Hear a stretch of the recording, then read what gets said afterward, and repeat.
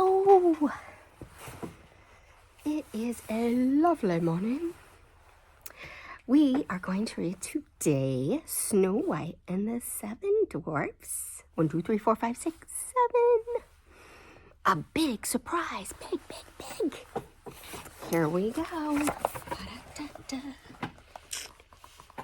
Snow White and her prince had recently been married, and they were living happily at the castle. The seven dwarfs missed Snow White, but she made sure to visit them often.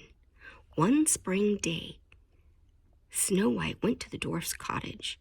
The dwarfs were not expecting her, but the princess had a very special surprise planned for them. A surprise? What do you think it is? What do you think? Let's find out. Snow White knew the dwarfs had worked hard. That day, she wanted to make sure that when they got home, they didn't have to do any more work. No dusting, no sweeping, no cooking. Snow White waited until the dwarfs had left. Then she and her animal friends hurried into the cottage. The princess looked around. By the time the dwarfs get home tonight, our surprise will be ready. How nice! I wish somebody would come in and clean my place while I was gone. So, they set to work. Snow White sang a cheerful song as she swept the cottage floor. The birds chirped while they picked up crumbs. The squirrels used their fluffy tails to dust. And the chipmunks and the deer washed and dried the breakfast dishes. Wow, that's a sight, huh? With so many helpers, Snow White had the downstairs gleaming in no time. See? Look at that. See the deer? Watch them do the dishes. Wow! Next, they went upstairs, and the princess began to make the beds. Pull the covers tight, she said to the bunnies. Then fold down the top. There, it's perfect. The bunnies hopped off to start the other beds. Oh, that was Sneezy's bed. Before long, every inch of the cottage was neat and tidy. Snow White and the animals headed outside to gather fresh berries, nuts, apples, and apples to use in the dwarfs' supper. They'll be very hungry after a long day, said the princess.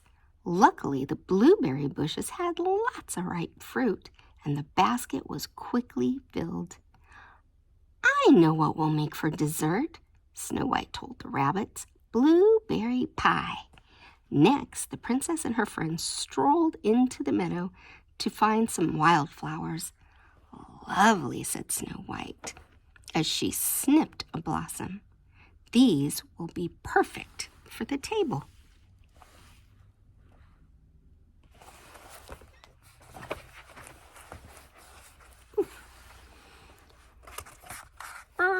There we go. Back inside the cottage, Snow White and her friends got to work fixing supper. There was soup to be simmered, bread to be made, pie to be baked. Before she knew it, the late afternoon sun was casting long shadows across the window panes. Tweet, tweet, chirp, chirp. A bluebird was singing outside the window. That was a signal to tell Snow White that the dwarfs were almost home. Snow White and the animals hurried outside and hid. She couldn't wait to see the dwarfs, what the dwarfs thought of their surprise. She peeked through a window. When they got inside, the dwarfs stopped and stared.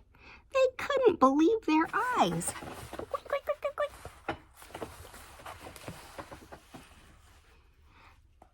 The floors were swept, the room was tidy, and there was even a freshly baked pie cooling on the windowsill. What a delicious smell, Doc wondered. Look, cried Grumpy. He pointed to the table, which had been set. Then he went to the pot of soup. Someone's been in our house.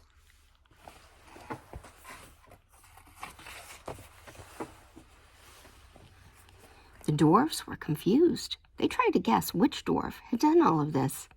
Doc noticed Happy's smile was especially big. Was he keeping a secret?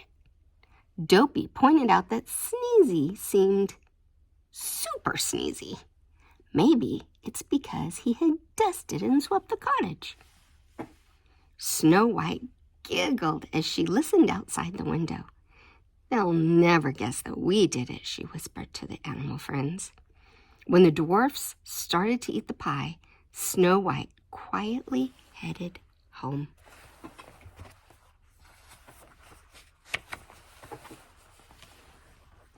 Inside the cottage, Bashful had one more guess.